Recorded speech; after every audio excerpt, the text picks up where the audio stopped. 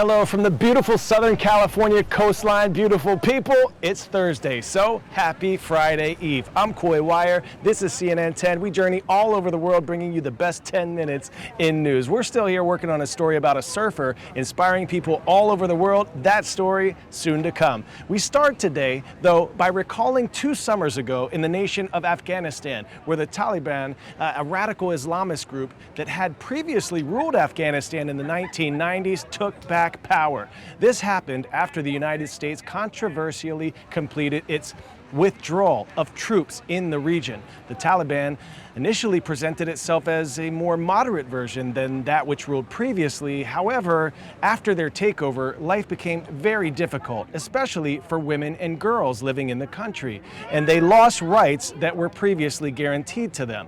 The Taliban rule has been characterized as repressive and brutal. After they rose to power, they closed schools, banned women from attending university, took away their ability to work in most areas, banned them from public places like parks and gyms, and even restricted travel. Plus, dwindling foreign aid to the country means that millions of Afghans are battling drought, hunger, and illness. Today, we'll join CNN international correspondent Anna Koren and hear from an Afghan woman, 20-year-old Zahra, who says she can no longer ride her bike, go to school, or go outside without covering her face. In the corner of her room, on a piece of string hanging by paper clips, are the treasured memories of 20-year-old Zahra. They are my favorite people that I have them in my life. Photos, drawings, mementos. A secret world of a life once lived that this Afghan university student now grieves for. When I stand in front of the mirror, when I look at myself, I just see a different Zahra from 2 years ago. On the 15th of August 2021, Zahra's life as she knew it was shattered. The Taliban swept to power after the US withdrawal from Afghanistan following its 20-year war, handing back control to the same group of Islamic extremists who ruled in the 1990s. While the Taliban promised to be more moderate and honour women's rights within Islamic law, the past 2 years have brought only a hardline stance towards women. The closure of secondary school for girls, the forced implementation of the burqa, the restriction on travel without a male chaperone, the banning of women from universities and working at NGOs, including the United Nations. And just last month, the Taliban closed all beauty salons that employed roughly 60,000 women, many of them the sole breadwinners of their homes. Women's freedom doesn't exist. There is no such a thing as women's freedom anymore.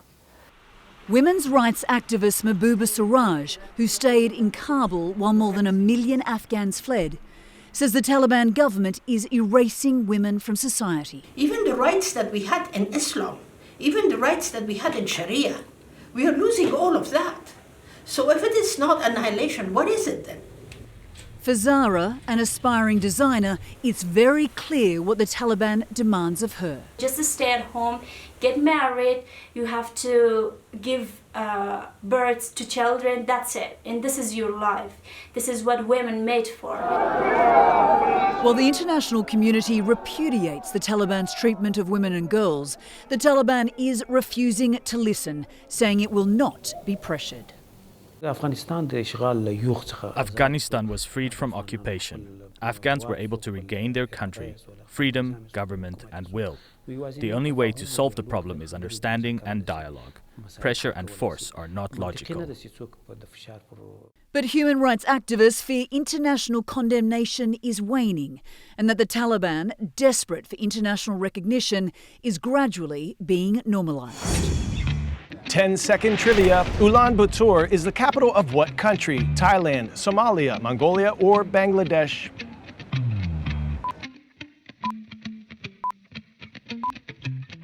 The main industrial center of Ulaanbaatar is the capital and largest city in the nation of Mongolia. We're headed to the Central Asian country now with CNN international business correspondent Richard Quest. We'll learn more about the famous Silk Road, and we'll dive deep down below the surface to see how the natural resources in this sparsely populated country impact the economy today. We'll also learn about the geopolitics of this country and the unique demographics that make this place special, and we'll consider how the region's history may shape its future.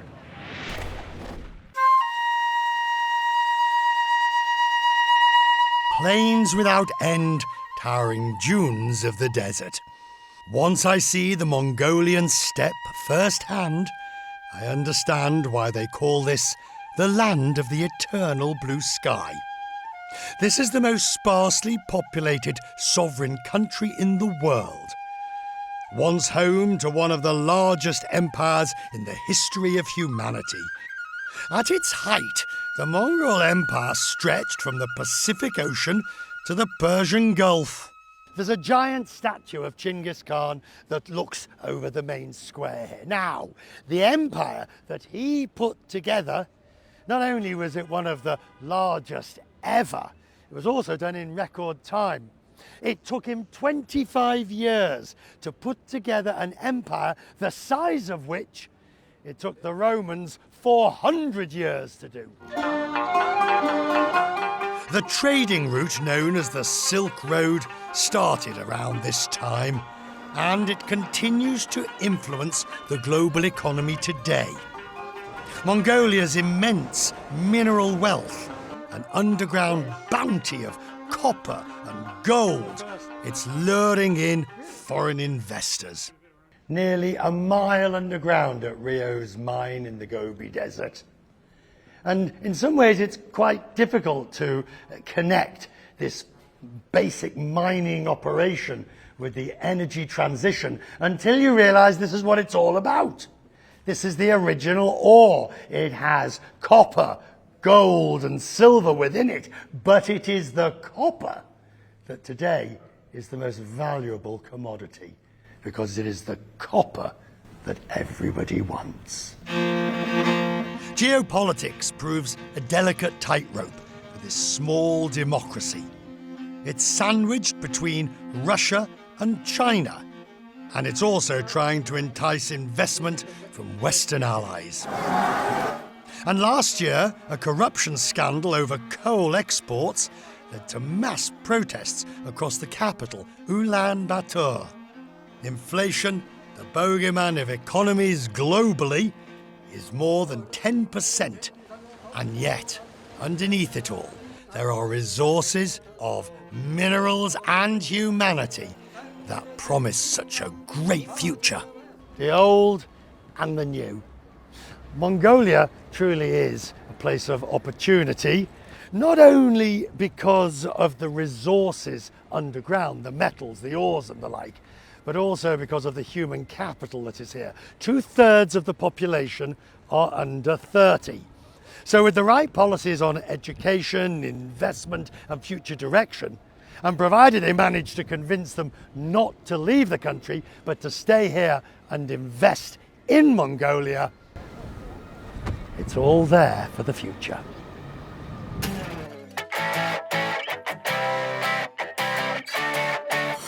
And for today's story, getting a 10 out of 10, an honorific abilitudinitatis truck driver from Omaha, Nebraska. Tim Dean has a squeaky clean driving record. Celebrating a huge milestone, he reached 5 million accident-free miles at his company, Werner Enterprises. He was greeted by a celebration of honks and cheers from people who all gathered to celebrate the miles that went into this milestone. He is only the second person ever to accomplish such a milestone. And now on to my favorite part of the day. I want to give a special shout out to Chaparral Middle School in Diamond Bar, California. We see you. Today's word of the day was honorific abilitudinitatis. From at Lee to the Reach, it's said to be the longest word ever used in Shakespeare's works. Derived from a medieval Latin word, it can be translated as the state of being able to achieve honors. Well done. I'm Coy Wire, and we are CNN 10.